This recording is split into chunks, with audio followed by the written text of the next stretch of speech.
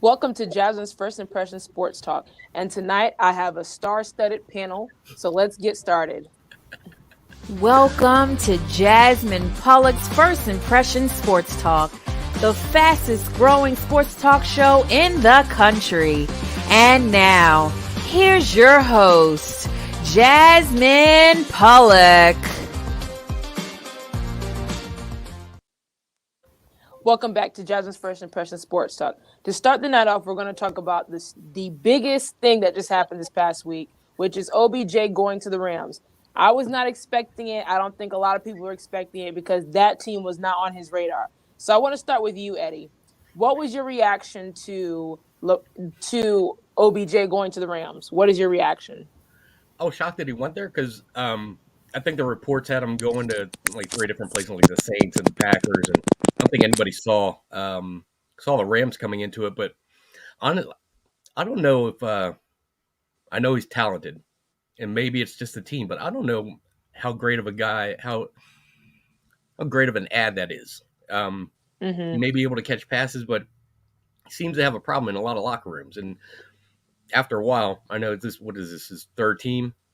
It might be if it becomes an issue, then you got to stop looking at the teams and start looking at the consistent theme. And if it's always him having a problem, then maybe it's him. Maybe it's not the team. So I'd like to see him succeed, but I want to see what he does first. I agree. And to me, like, even though I'm a Packers fan, like I was like in the middle. I was like, I wouldn't mind having him, but it's always those question marks of off the field issues with him. Like he couldn't handle New York.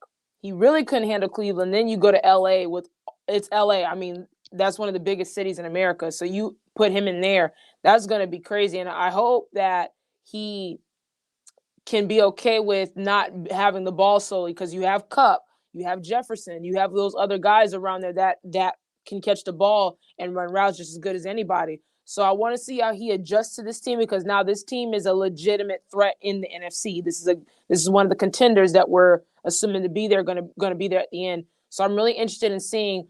To me, I think that the reason why the Rams picked him up was because of their injury to I think Woods, if I'm not mistaken.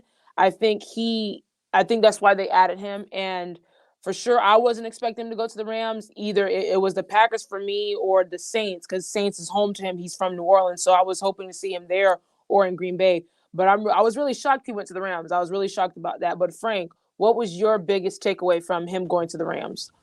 I was a little surprised. I'd heard somebody, and I'd heard about the Packers and the Saints, but I heard somebody, and I believe it was Keyshawn, mention the Arizona Cardinals, and I was like, wow, that would have been interesting if he went there because of the air raid system. He'd have been able to get production.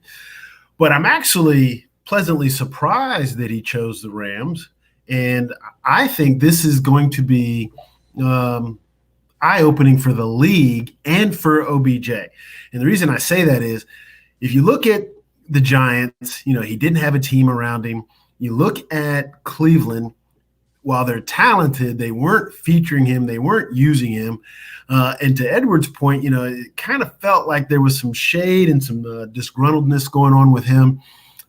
But there's going to be no excuses in LA. And I think he understands that too. Like this has got to be the spot where he's got to be a great teammate, right? He has got to be a productive, great locker room guy. So I kind of think for both parties, this is going to be a nice situation. And it's going to be up to Odell to say, hey, even if they don't throw the ball, you're not going to hear a peep out of me.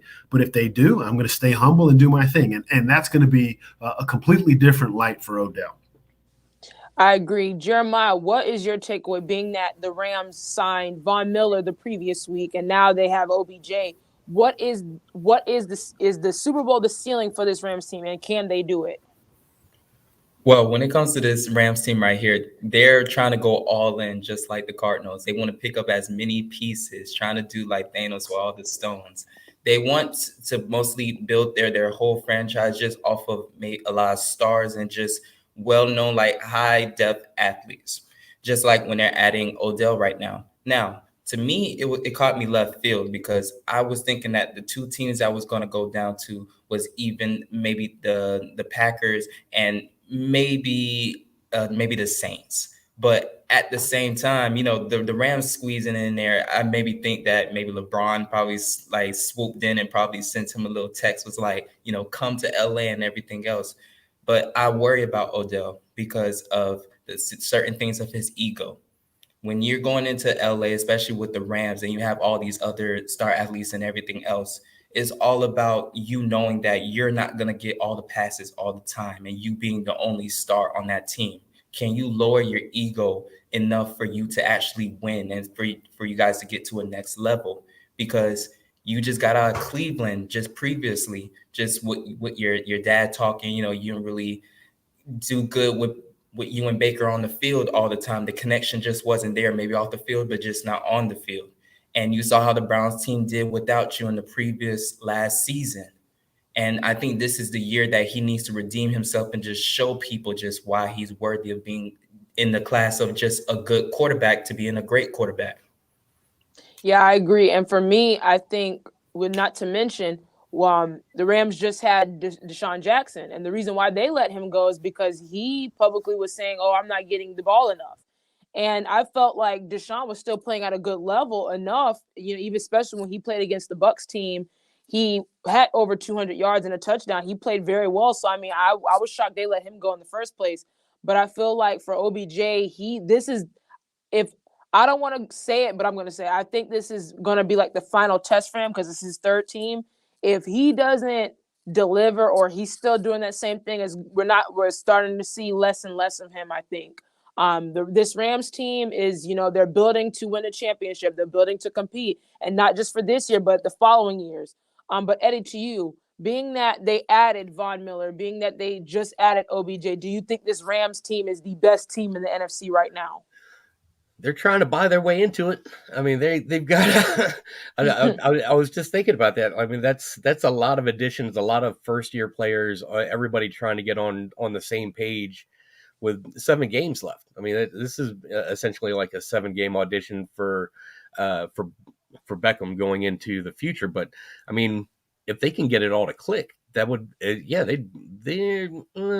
they could be unstoppable. I mean, Cooper Kupp is fantastic. I mean, I don't think he's healthy all year, and that dude is just always open, and he always catches passes. So I mean, Matt Stafford, I've watched him his whole career because he was a Lion. He was in Detroit, and I'm a Bears fan, so I always liked him. I loved when he connected with Calvin Johnson. Like, that was fantastic. So he has it in him, but does he have enough left? I mean, did he spend all of his good years in Detroit? And he's, hopefully he's got, he's never really played in the playoffs.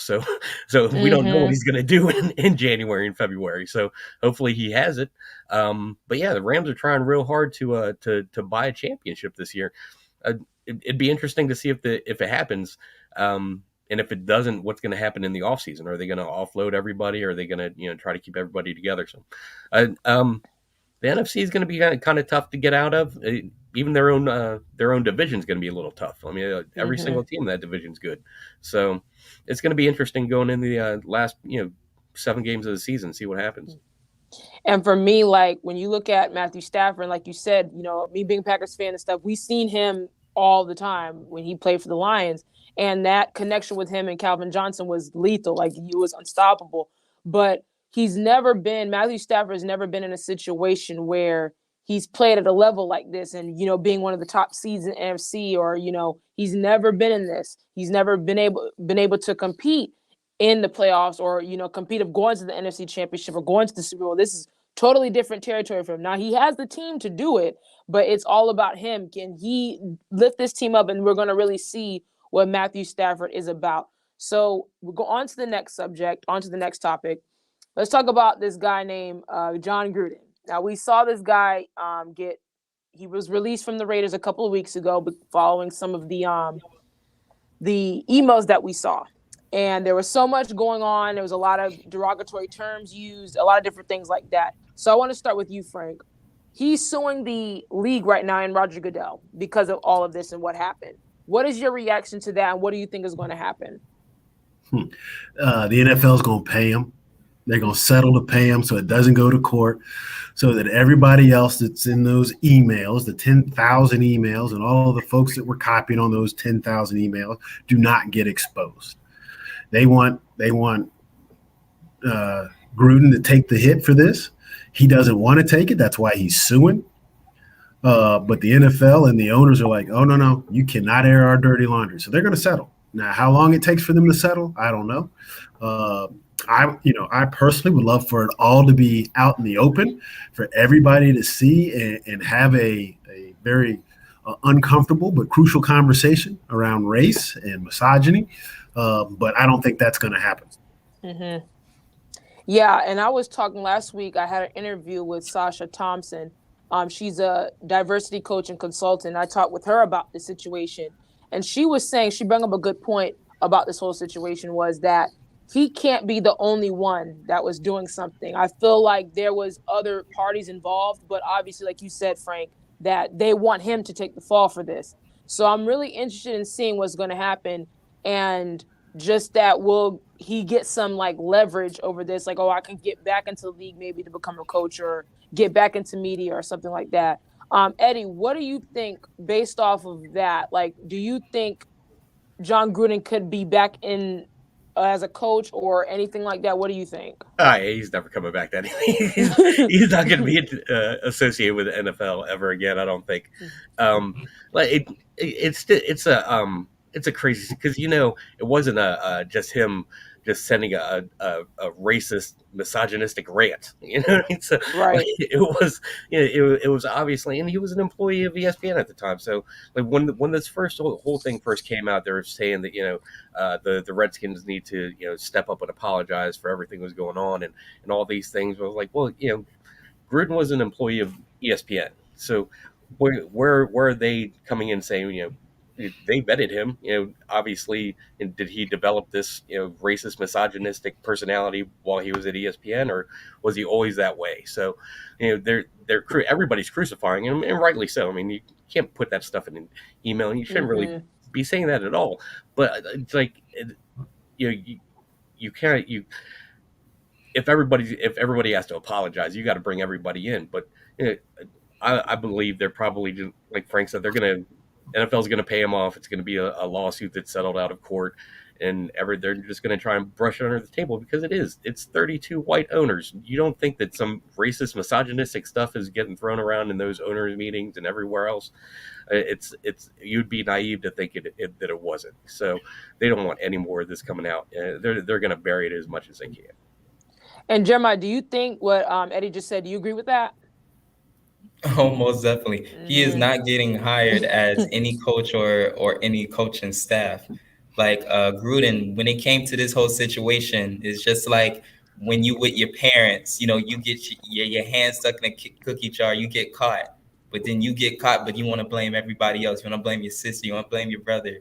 Is really not about that. And you already know how the NFL goes. They try to keep those things under wraps, and especially, trying to keep, protect their own and everything. So I believe that they will settle when it comes to this this whole situation at all, because it's too deep to really even try to go for too many, because at the same time, we already know that there's more emails that's going to be out there, but the NFL is going to try and shut this down before it can even go even further. So it could be no more headlines, so they can just get right back to football.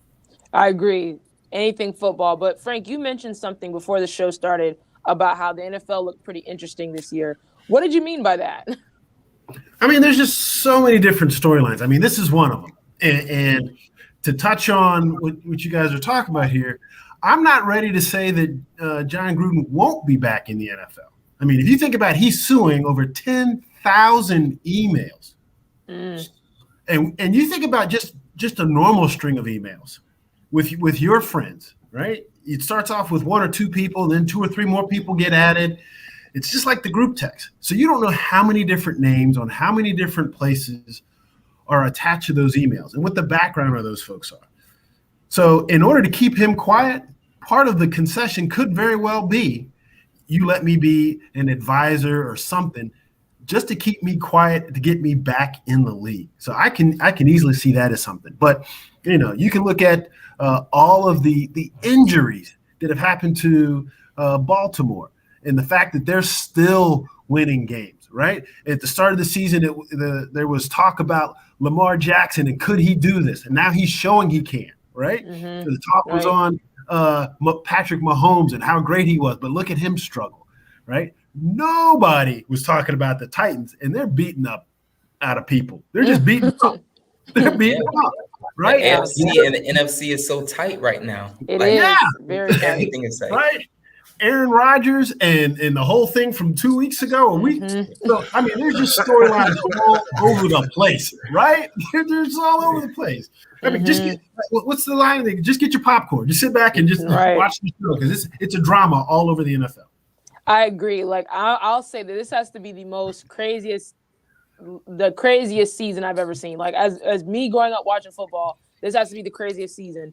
Because there's so much going on at one time. There's a lot of injuries. They were saying there's like a big number of guys who have their ACLs torn. It's ridiculous. Like even Chase Young just today when he played against the Bucs yesterday, tore his ACL out for the season. It's crazy how these guys are getting injured like this season. And then of course the Aaron Rodgers situation, the John Gruden, then of course the Henry Ruggs situation. It's just a lot going on. And then when you look at the Bucs, you think, oh, the Bucs are going to have an undefeated season. They come out of the bye struggling against a very not good Washington football team. It's crazy. But, Eddie, what do you think? What is your look on the NFL as a whole, like as the league? Do you like Goodell? What do you think about it? I don't have any strong feelings about Goodell. I have very strong feelings about how much that man gets paid for. It seems like he does practically nothing, but his paycheck is like $45 million a year or something like that. It's ridiculous. But yeah, the NFL just this year, it's a very soap opera-ish kind of product this year. I mean, there's a lot of side story. I mean, out of everything else that you mentioned, there's 7 rookie quarterbacks that are starting in the league. So there's still a couple more than there's still Trey Lance who may or may not become a starter. So they're definitely dominating the news headlines every day. They're definitely staying in the public eye. I mean, it's a good product from a fantasy football perspective. It's been killing me trying to replace some of these guys that are going out with injuries and going on the IR and stuff. But it's been a pretty interesting year. I agree, Jeremiah. What is your take on the NFL this season? More craziness. I can say the only 2 really dominant teams that's really, tearing it up and hasn't really took a back seat to like multiple losses, I would say mostly is the Packers and mainly the Cardinals. Like other than, Kyler Murray going out and plus J.J. Watt getting injured and everything else, but they just have such a deep back. Even when they come back, I still think they could be also a dominant team. And Packers, their defense is just picking up, to a better elite level, especially even when Aaron was out and they was playing in that Chiefs game. But you can just see through this whole season, it's been a complete struggle for some teams, even when it comes to rookies this year, rookie quarterbacks. The only one I can see that's really making a big leap is Mac Jones right now. The other ones, they're either struggling to even be a starter or they're just not getting in rhythm at all. And you can just see their bad sparks and every single thing. And to be honest, right now, it's really a toss-up to who can really be in the AFC right now, because it's just the NFC is just so dominant right now to where the AFC, everything is just so close. Yeah, I agree. When you mentioned that, I feel like when you look at the NFC and the AFC, I feel like the NFC is a lot stronger this year than the AFC. To me, like there's only 2-3 teams I see that are literally look legit. I thought the Bills were going to be good. They're starting to dip a little bit. Titans, I did not see the Titans come this strong. I knew they were going to be contenders, but they look like dominant. I think they're the number 1 seed currently right now. Like they're starting to pick it up. Like even without Derrick Henry, that's very scary. But and even the Chiefs are starting to pick it up too. But I still don't see the Chiefs going as far as people see them going. And then, of course, I think the dark horse right now is the Patriots, just because, Mac Jones, he's starting to learn. The defense is starting to play better. They have Bill Belichick. I mean, they're going to be the team. And if the Bills keep losing, the Patriots might good and well win that division and be one of these top seeds in the AFC. But right now, to me, I think the NFC is a lot stronger and a lot more star-studded than the AFC right now. But that wraps up tonight's show. Thank you, Jeremiah. Thank you, Frank. Thank you, Eddie, for coming in and just giving your insight about some of these topics. It's always a pleasure having you guys. Thank you to the audience for giving me your support and giving me your energy. Thank you, Jay. Thank you, Leon, for making this happen. See you guys here on Jasmine's First Impression Sports Talk on Mondays at 8 p.m. Eastern Standard Time. Have a good night.